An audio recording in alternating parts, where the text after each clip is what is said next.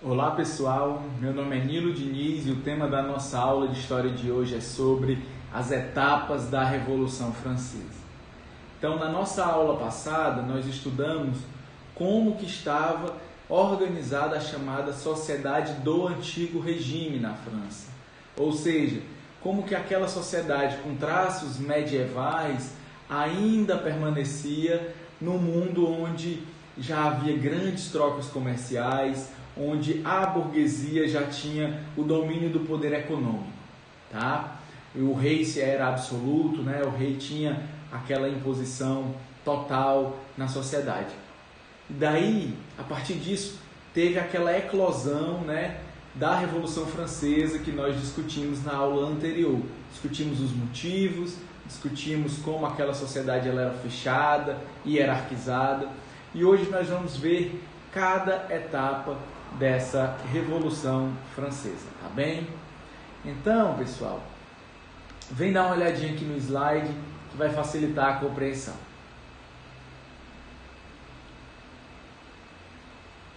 Essa Revolução Francesa ela está dividida em 4 fases. A primeira fase é justamente aquela onde a gente estava discutindo na aula passada. Ela se inicia com aquele processo de fechamento na sala de Pella, né, naquela sala de tênis, para escrever uma Constituição para a França. Tá? Então essa primeira fase ela é chamada de Assembleia Nacional Constituinte. É o período que foi necessário para se escrever a primeira Constituição e colocar essa Constituição, né, para a apreciação do rei, para o rei poder aprovar essa Constituição e assinar a Constituição. Então, é um período que é marcado por reformas, tá? Como são reformas, é dominado pelos chamados girondinos, que é a classe burguesa, basicamente. Durante todo o período da história da Revolução, nós vemos a disputa entre alguns grupos. Os girondinos são os burgueses, os jacobinos são os mais radicais, que estão ali a favor da grande massa, né, da maior parte da população. E os monarquistas, eles são restauradores. Eles querem o retorno do antigo regime. Tá bem? E aí nessa primeira fase da Constituição, dessa de criação da Assembleia Nacional, ela é dominada por esses reformistas, pelos girondinos. E o que é que tem de importante nessa fase? Quais são os principais acontecimentos? Eu destaco a criação da Declaração dos Direitos do Homem e do Cidadão, que é aprovada em 1789. Essa declaração que determina que todo homem é igual perante a lei, né? Que existe, né, que garante o direito à propriedade privada e tudo mais. Então, alguns valores do iluminismo estão colocados na Declaração dos Direitos do Homem e do Cidadão. É importante dizer que as mulheres estão excluídas dessa declaração. É realmente do homem. Os escravos estão excluídos dessa declaração. Algumas populações, como judeus, também estão excluídos. Então, é a Declaração do Direito do Homem que também tenha direito à cidadania, que seja considerado cidadão. Portanto, é só um grupo limitado, tá bom? É uma noção limitada ainda, diferente dos direitos humanos, né? Que vai sair lá em 1948 pela ONU. Esse sim determina uma série de direitos fundamentais para qualquer humano, independente da sua nacionalidade, da sua crença, independente da sua raça e tudo mais, tá bom? Do seu gênero. Esse não, esse aqui é bem limitado, é voltado apenas para o homem cidadão. Além disso, nós temos também a abolição dos privilégios feudais nesse momento. Então, já coloca aqui um fim no antigo regime, porque aqueles privilégios do segundo estado foram dissolvidos. Tá?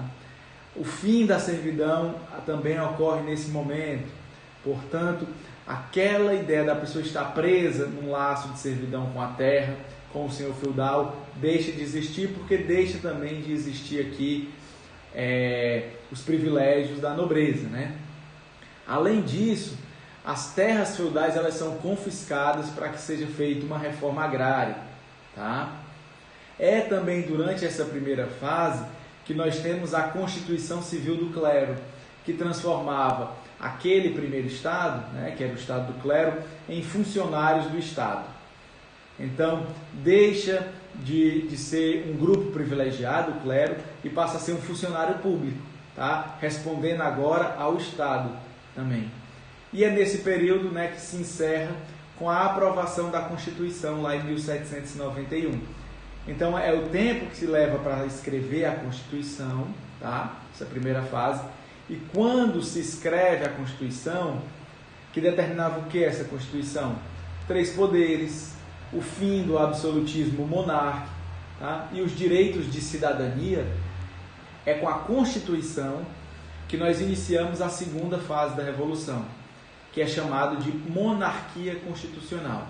É uma monarquia, porque o rei ele assina, ele jura essa Constituição, mas não é uma monarquia absolutista. Agora o rei ele deve obediência à Constituição. Os cidadãos estão acima do rei nesse momento, tá? E essa fase é uma fase curta, vai de 1791 até 1792. O que é que marca esse momento? Marca esse momento o início de uma guerra externa da França.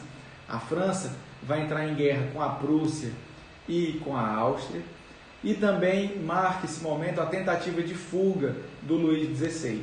O Luís XVI ele tenta fugir do país, né, justamente para a Áustria, que era um país inimigo, que estava em guerra, para pedir proteção desse país que era absolutista, né, para impedir o processo da Revolução Francesa. Então ele é descoberto durante a fuga e é aprisionado. Percebe-se com essa tentativa do Luís XVI que não dá para ter uma monarquia constitucional, tá? E aí nós entramos na terceira fase, que é a chamada Convenção Nacional. No meio dessa confusão, desse caos com o rei preso, né, os jacobinos são aqueles grupos, né, mais radicais, aqueles representantes da população mais pobre, né, daquela população miserável. Esses aí vão tomar o poder no que a gente chama de Convenção Nacional e inauguram a terceira fase dessa revolução. Quais são os principais acontecimentos da fase do terror, como a gente chama, ou do período jacobino, né? Aquele período que a revolução ela é mais radical, tá? Nós temos como principais acontecimentos a morte do Luís XVI e da sua família, tá? Eles são condenados à morte, são guilhotinados por causa da sua traição à França, na tentativa de fugir do país. É nesse momento que nós temos também a criação de sistemas para controlar os 3 poderes, né? O executivo, o legislativo e o judiciário. Eles criam comitês para organizar e controlar esses poderes, os jacobinos, tá? É nesse período também que nós temos uma revolta no campo, que é a revolta da Vendéia. Esses camponeses, eles tinham um pensamento mais tradicional, né, muito dependentes da Igreja Católica, e começam então a discordar dos rumos da Revolução. Eles pensam que a Revolução está caminhando para o ateísmo, está caminhando para o fim da Igreja, e eles não concordam com isso. Portanto, a revolta da Vendéia é um movimento contra-revolucionário. Eles estão criticando o radicalismo do movimento jacobino. E eles vão ser muito reprimidos pelos jacobinos. A maioria da população vai ser morta, tá bom? Aí isso gera também uma guerra civil dentro da França. Então essa França, que desde do período anterior, desde a monarquia constitucional, vinha em guerra com países estrangeiros, como a Áustria e a Prússia, agora também estão com a guerra interna, que é a guerra civil. Então é um período muito conturbado, muito difícil da política francesa, tá? E aí dentro desse período se estabelece o que a gente conhece como período do terror. O período do terror é a fase mais radical da Convenção Nacional. É quando os jacobinos, né, condenam muitas pessoas à morte, consideradas traidoras da pátria, consideradas inimigas do processo revolucionário.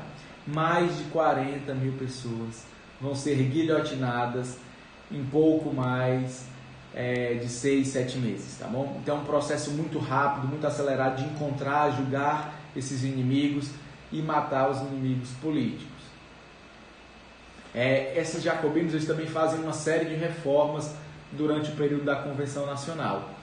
Eles fazem uma reforma no calendário, porque eles acham que o calendário era religioso, né? O nosso calendário tinha como seus marcos históricos, como suas divisões de períodos, a Igreja Católica. Então eles estabelecem um novo calendário, onde o ano 1 seria o ano da Revolução Francesa. Eles fazem um novo sistema métrico, né, de pesos e medidas, que não fosse o sistema do antigo regime, um sistema que era muito ligado à figura do rei, né? Então, como era o sistema do antigo regime? As coisas eram medidas em pés, a medida do pé era o pé do rei, em braças, a braça era a braça do rei, tá?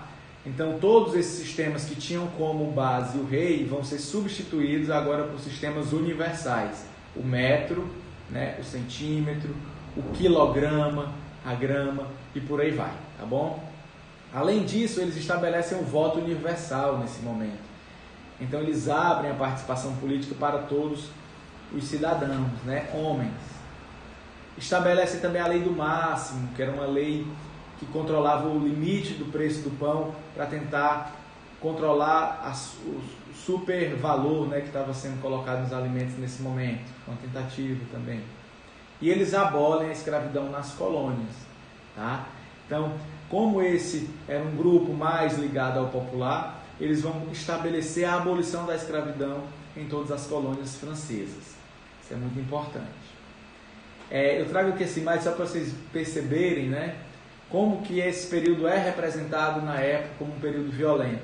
Então nós temos aqui o nome fraternidade sendo escrito com sangue, né? Por um jovem revolucionário. Aqui nós temos outra imagem, onde nós temos o guilhotinamento em praça pública e um indivíduo segurando a cabeça do guilhotinado, né, para os outros olharem. Então é um período chamado do terror, tá? E aí os jacobinos eles entram em queda porque os seus líderes eles vão sendo desacreditados ou vão sendo exterminados um a um. Então Danton, que era um dos chefes, ele acaba sendo guilhotinado, né, considerado um traidor.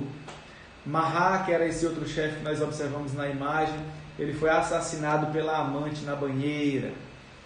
Robespierre, que era outro chefe, vai ser também guilhotinado num golpe dado pela burguesia. Então, o período jacobino é um período mais radical, mas logo nós chegamos à última fase da Revolução Francesa, que é quando os girondinos conseguem assumir o poder novamente. Ou seja, a burguesia ela assume novamente o controle da Revolução e vai tentar desfazer alguns dos avanços, né, populares dos jacobinos. Então, quais são os principais acontecimentos da fase do diretório, né, da última fase dessa Revolução? É uma fase que dura 5 anos, então metade do tempo da Revolução se deu durante o diretório, tá? Essa fase ela se inicia, como eu já disse para vocês, com o golpe de Estado dos girondinos, Então, quando a burguesia reassume o poder, né, tira esse poder da mão dos jacobinos, tá? E aí eles vão tentar enfraquecer o movimento popular. Como é que eles fazem isso? Eles acabam com o voto universal, tá? E colocam no lugar um voto censitário, um voto baseado na renda. Para você ter direito a voto, você tinha que comprovar uma renda, tá? Então isso exclui, né, a maior parte da população que não tinha renda suficiente para votar. Eles controlam o poder executivo, então passam a controlar os rumos, né, da nação. Eles fortalecem o exército, tanto para conter essa guerra civil, que havia essa guerra interna, quanto para combater a guerra exterior, tá? São algumas medidas do diretório. E aí nós chegamos então assim à última fase dessa revolução. Espero que vocês tenham gostado da aula, tenham entendido como essa revolução ela tem avanços e recuos, né? Ela segue em direções que nem sempre são as mesmas. Então ela tenta ser reformista e continuar com a figura do rei no primeiro momento, né, com a monarquia, mas esse rei tenta fugir e aí ela entra numa fase ainda mais radical, que é o período da Convenção Nacional. e depois dessa fase extremamente radical, quando a crise está instaurada, os girondinos, né, os burgueses dão um golpe novamente e colocam essa revolução numa situação mais elitista novamente, né, onde o rei está excluído, mas a população menos privilegiada, né, a população dos despossuídos também acabam sendo marginalizados. Então todo o poder vai para a mão dos burgueses nessa última fase da Revolução Francesa. Tá? Essa fase ela vai acabar com o golpe de Napoleão Bonaparte, mas isso nós veremos na próxima aula. Espero que vocês tenham gostado e agora eu peço que vocês façam os exercícios, pessoal. Então até a próxima aula.